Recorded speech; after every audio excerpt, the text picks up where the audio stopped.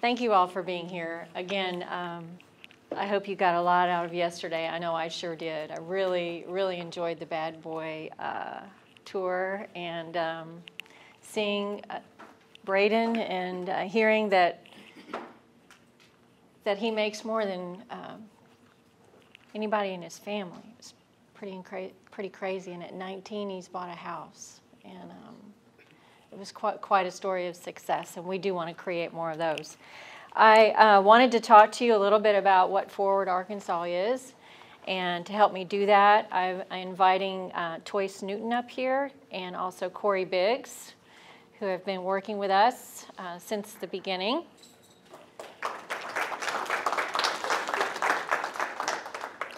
Toyce, you may know or you may not know, Toyce was the chair of the Arkansas State Department, State Board of Education, and Corey Biggs has been an attorney at the Department of Education and also worked at AEA and helped me along the way at the Department of Education.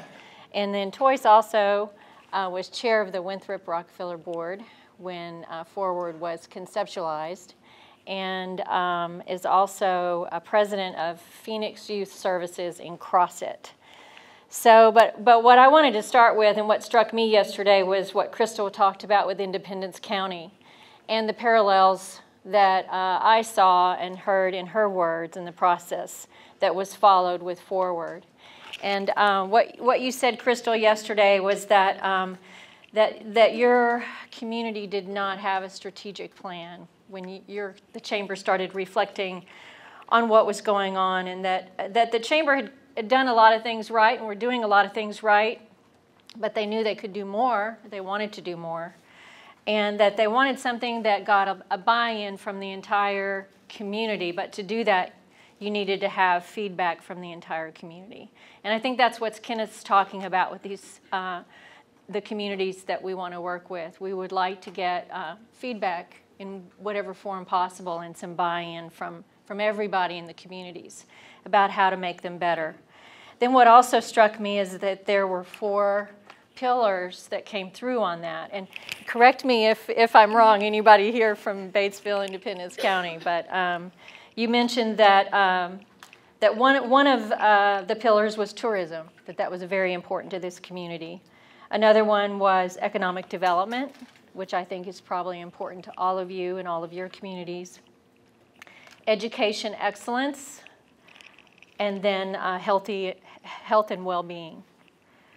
What I saw was particular alignment with the goals of ForwARD, and there are 7 buckets that we have in the ForwARD plan.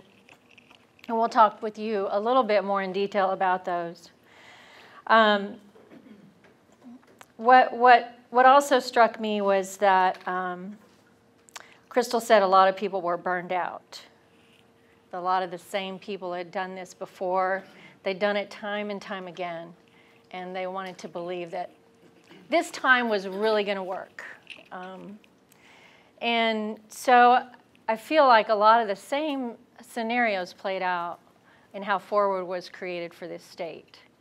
And I wanted to start by asking Toyce about the process. You were there in those discussions. You were on the ground floor. You were with Vicki Savers on the board. You were chair of the Winthrop Rockefeller Board of Directors. You had seen the foundations try, the Walton Family Foundation and the Rockefeller Foundation try for years to make a difference and feel like they could do more, just like the chamber here. So I wanted you to speak to that, Toyce, and the process. Okay. I think probably my advantage, or some could view it as a disadvantage, of being there when the ForwARD initiative was in the conception phase, and knowing that the seriousness of the foundations to formulate a plan in conjunction with the Department of Ed that would have serious impact on communities in Arkansas. So being there at that place and space and watching it as it developed very meticulously to what has now been rolled out in terms of the community initiatives in ForwARD. So that's where I come from in my planning in our involvement and process as a ForwARD community. So I feel like maybe I have an advantage over some of the other communities in the sense that from the beginning I knew what the intent was and what the expected outcomes were.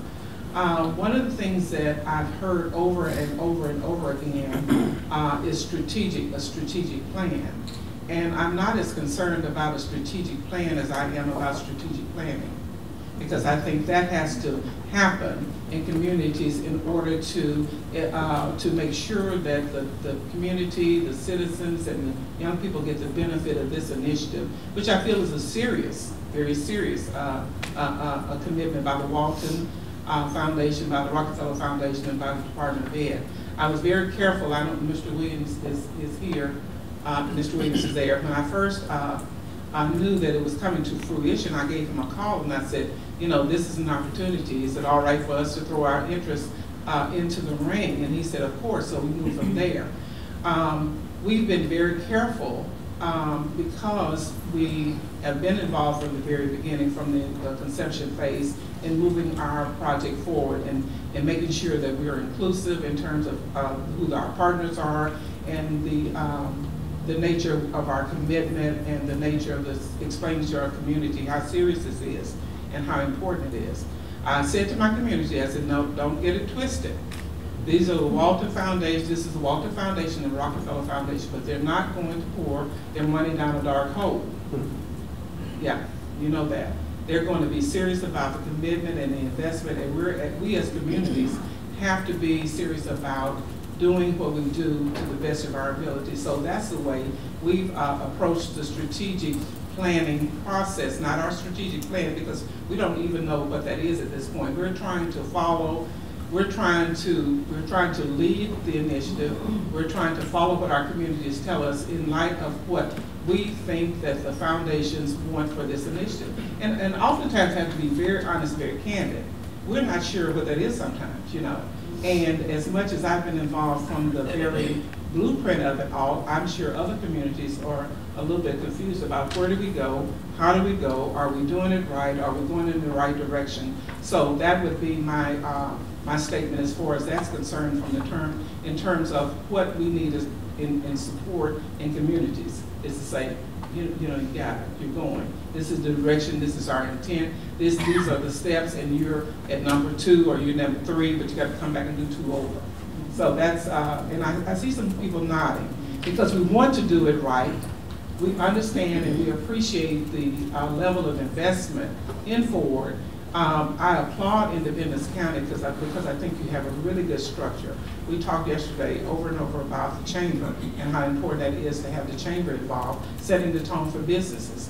Equally as important as what we say in CrossFit all the time is the community-based grassroots support, that we need to build that also, because if we're looking at making a change, if we're looking at making an impact, we have to do it. If we look from the top down in terms of the business leaders, and Bad Boy is a great example of that. And if we look at grassroots in terms of the parents, we have to be somewhere in the middle. So that's been our ForwARD experience. And we're constantly trying to make sure that we're having a diverse group of individuals to participate in the process, realizing that the chamber level or the business level or the community government level or even the school level, unless we meet a group that are emerging at the same point at the same time, we're not going to be successful. Thank you. Wanted to talk a little bit about what the communities mean to ForwARD, what you all mean to us, and in this plan that was developed. I think that the fundamental strategy, the fundamental keystone of ForwARD are the five of you. And our goal is to help you all create demonstration sites for the rest of Arkansas, to show them how to do this, and in 3 to 5 years be a beacon of success and inspiration for not only Arkansas schools, but also schools around the country. So as you look at yourselves, I know you see very different school districts and very different phases that you all are in. That was intentional. Different sizes, different demographics, completely different challenges. So we want to help you all figure out how to make things better, and then let's show the rest of the state and the rest of the country how this can be done. When ForwARD was put together, I'm going to go through just a few slides. The Winthrop Rockefeller Foundation and the Walton Family Foundation brought in the best-in-class research organization, the Boston Consulting Group. And what they did was they did a complete survey on the state of Arkansas and all these key indicators that we all hear all the time. Where do we stand on NAEP? Where do we stand on all the national tests? Where do we stand in our economic development? Where do we stand on educational achievement? And there was a State of the State report that was put together. And after that report was put together, there were a lot of things that people asked, and that was, well, gosh, you know, we've done a lot of things right. We have a lot of really good policies. Some of them haven't been implemented to their full extent. Some of them haven't been funded the way they should have been funded.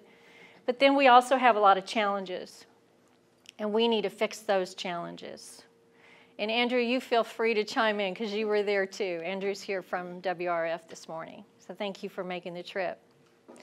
And I think from what I've heard, the foundation, both with the state board, sat there and said, well, now what do we do? You know, what do we do with this? And brought in this Boston Consulting Group. And they believe, like Crystal believed, like the chamber here believed, that all voices needed to be heard, that a deep, thorough process needed to happen in order for us to determine how to move forward. We had to hear from everybody. And so, I'm going to skip over this for a minute. In this process of developing the plan that you have in your books, and you might want to pull it out, the vision, I don't know how familiar you are with the vision document, but there is a book that you were given when you first got here. And it is the vision report for ForwARD. But there were 8,500 surveys that were done. There were 550, if you could imagine, around the state, focus groups. 100 hours of expert interviews. Volunteer committee members, there were 28. They came up with 7 areas. The chamber here came up with 4. This group came up with 7. There were 2 goals, and there was 1 vision.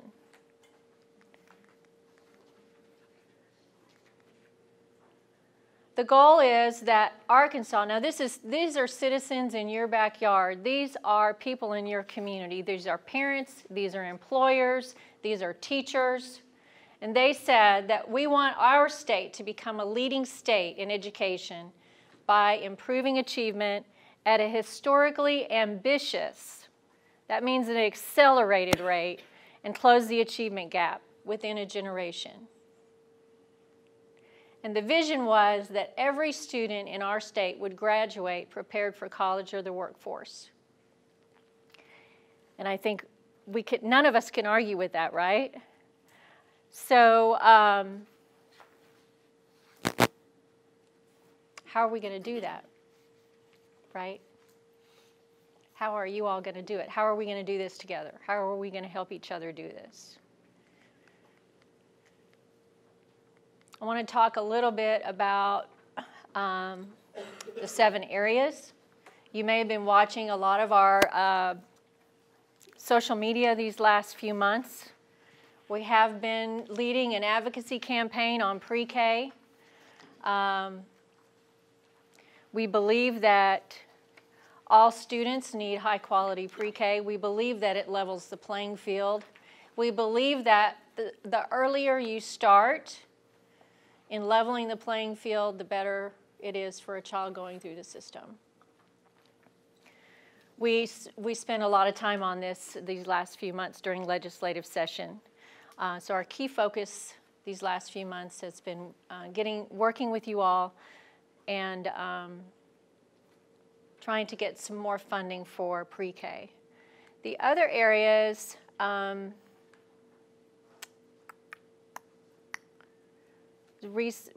teaching and learning, there's a typo there, sorry about that.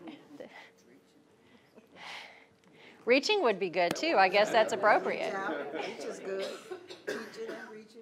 Yeah, which is the curriculum and the process that the curriculum is meaningful, it's engaging, it's motivating, it's relevant, what we talked about yesterday, how important that is. The teacher pipeline, we all know that we need good teachers. We need teachers that are happy to be there, they want to be there, they enjoy children. They're inspiring, and now we talked yesterday that teachers need to be more facilitators. Support beyond the classroom, this is a key area in our report, which affects all communities, but that is, some children go home to an empty house, they come to school with an empty belly. They don't have the supports, they don't have reading at home, they don't have guidance at home, they don't have a good meal. And so we're working with different groups like the Hunger Relief Alliance to help with that as well. Leadership is key, right? Because if you have a really good principal, a really good superintendent, a lot of things just happen. A lot of the right things happen. They go in place. They fall in place. We're going to be working on leadership in the short term. Academic distress. We have schools that have had chronically underperforming schools. We have a very challenged area in our state, and how do we break that cycle? How do we really break that cycle, you know? It's like enough is enough already. You know, this is not okay. We cannot tolerate this anymore. We have to find a better way. And then systems and policies, which is it's really a fascinating puzzle at how we have made education so complicated in every way, in every facet, at every level. And how do we expect our children to walk through the system? How do we expect them to know what to do next when our teachers don't know half of what's going on or how it fits together? And our principals don't understand maybe how the community college articulation works. And students can take a course in English in a college and move across the state and it doesn't count. And then there's the whole idea of what careers are going to be there in 5 years from now. What jobs are we going to be training for? So the system and then the supports within like the State Board of Ed and the pay scale, and there's just so much there that that needs to be worked on, and the policies. And we are working on the policies piece right now very deliberately with the Department of Education, and Corey has been helping to lead an effort where he's helping to look at the rules and regulations within the state code to maybe make some changes that don't require legislation, to make things easier and help remove some barriers for you all. And Corey, you might want to talk about that in a minute. But what we want you all to know is that we do not feel like this is just another education plan. This is not something we're going to put on a shelf. We are not going to go away. We are going to work with you all. We're going to be there for you. And we're really looking forward to what's going to happen. I wanted to hand it over to Corey. Corey's wanted to ask you, Corey,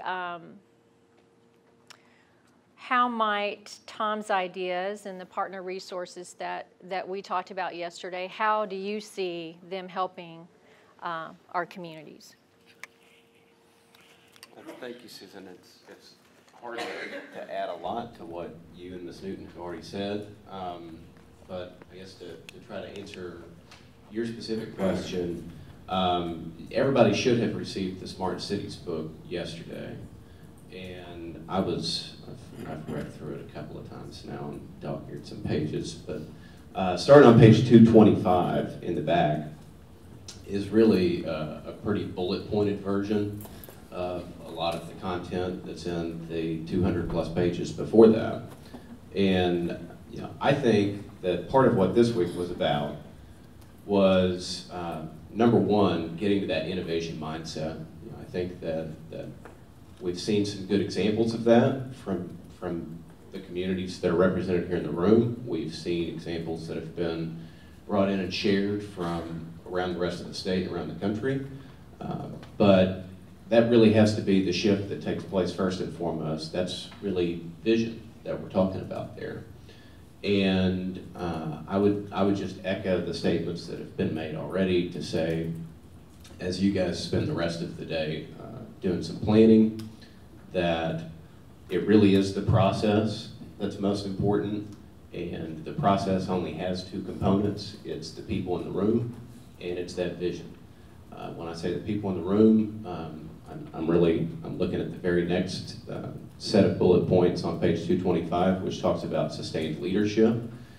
In a lot of ways, that is you all here in the room. It's superintendents of school districts, sure, but it's school board members, it's city leadership, community leadership, business leadership, the faith-based community being represented. All have to be in lockstep with one another. And oftentimes that's going to mean for you all as you're forming your groups, or you have formed your groups in your communities to talk about these things over the next several weeks and months, that it's all of the folks that you would want in the room, and it's the people that you really would rather not be in the room because they drive you crazy. But you've got to have them in there because their perspective is just as valuable as anybody else's.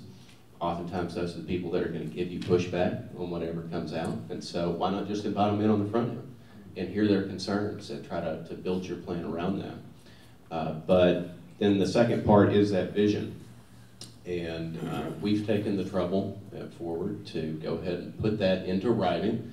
Susan mentioned it, it's on the banner that's been there for 2 days. So embrace that, take that back to your communities, share it with everybody until they all know it by heart.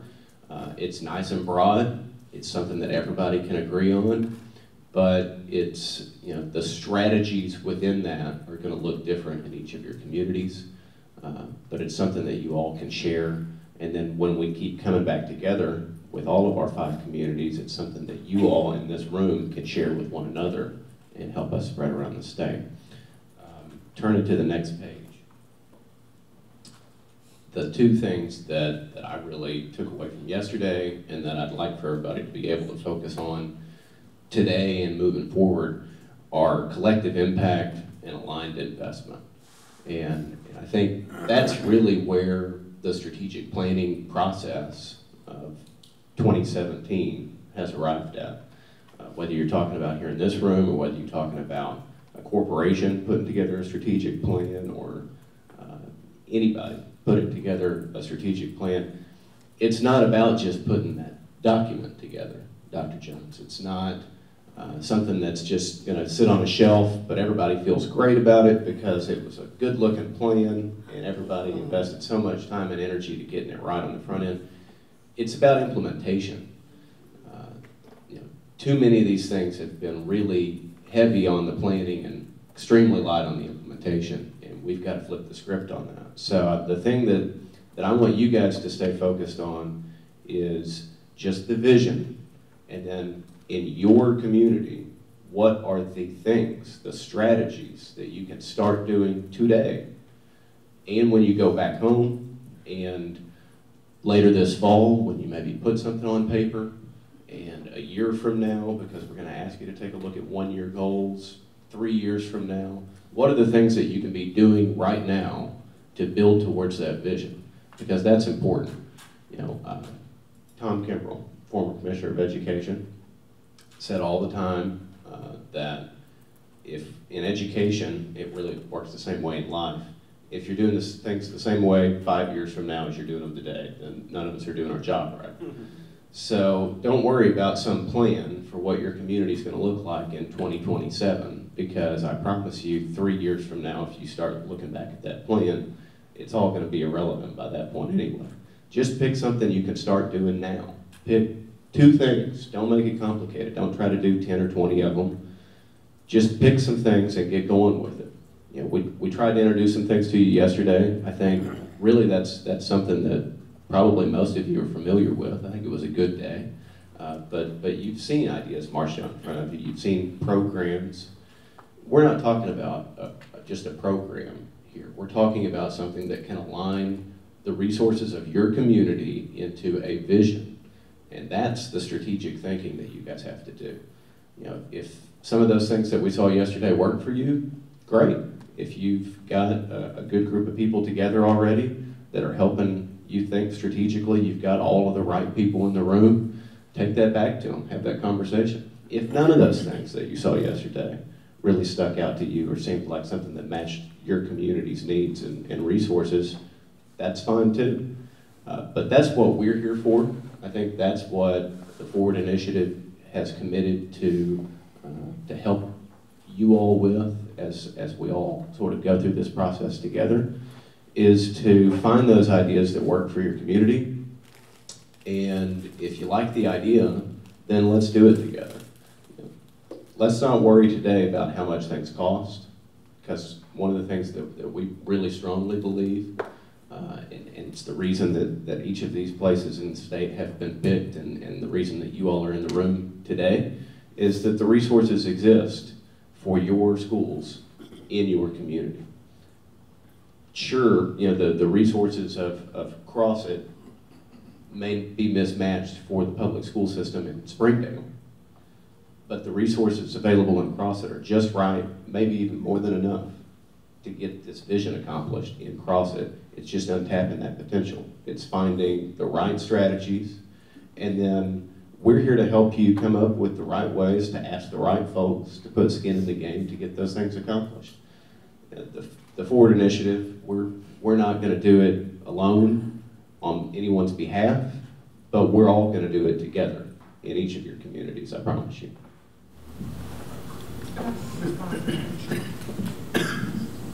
And I think that what we're looking for as a ForwARD community is for the recognition of the uniqueness of our communities.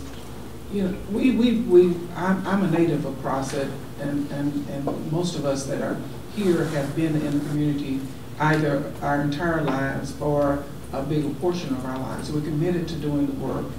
We know our community. If we had the answers, we wouldn't be here, you know. Mr. Vander Ark was here yesterday, and I think when we had the round robin deal, and we were able to talk to him, when I talked to him about the rural nature of our community, and probably Mary Anna mirrors that, the problems unique to our individuals and the challenges that are generational, his eyes glazed over. And clearly he wasn't in a position to communicate to us. And that's not to say that he's not a very smart man, clearly he is. But I think what we depend on ForwARD to do is to find that niche that we need to be able to address and correct. And we have the will, clearly, because it's been a process. So we have the will to do the work. We have communities that are committed to buy in, and it's a bright promise. The light is bright. We don't want the light to dim on our communities in terms of where here was another initiative. And I'm not suggesting that it's what it is. I think this is an opportunity for us to take advantage of some resources that have never been available, that have been, but maybe not targeted, not with a laser focus. We want you guys to bring a laser focus to what we do and say to us, these are some things that work in this situation. They work in tandem with you, and they work in tandem with everybody working together. So I think we're the experts in terms of what we need and how it works. But we've been going in circles in terms of getting the momentum, getting the traction, and getting those things. And you know, money is not a cure of all ills, but it certainly is resources. I say resources. Certainly targeted resources that are proven, that are tested, that are best practice, are what we need to have happen. Our communities improve. We need the focus. We need the laser focus from the foundations to be able to do this through the ForwARD initiative. Thank you, Joyce. I had the opportunity to walk Tom out to his car yesterday, and he and I talked a little bit about what you're just saying, and he was struck by some of the comments that you all shared with him and some of the situations. And he was thinking about different resources that he knows about, that he's going to suggest to us. Some of them had to do with some micro things that you all could begin right away, some ideas. Some of those like Saturday schools and little projects that you all could start pretty quickly and pretty soon and be pretty nimble about. But then part of them were much deeper. But we hear you, Toys, and we want to be that. We want to be that for all of you. We want to help provide that laser focus. We're going to talk a little bit, when Kenneth is going to talk a little bit about the engagement that we are planning for you all, as well as the support that we're planning to provide through ForwARD. What we're seeing, what we believe is that once you all identify some of the things that you think are best for your community, and once you identify some of the resources that you need, that we will help you, ForwARD will help you try to access those resources. So whether it's partnerships or whether it's a resource that we talked about yesterday, we're committed to helping you find those and helping maybe to broker some sort of resources that you need. Not sure what that looks like yet. We talked yesterday with the New Tech Network. There is an EIR grant out there. It's an $800,000 grant for early planning for rural schools. It's got a really short deadline.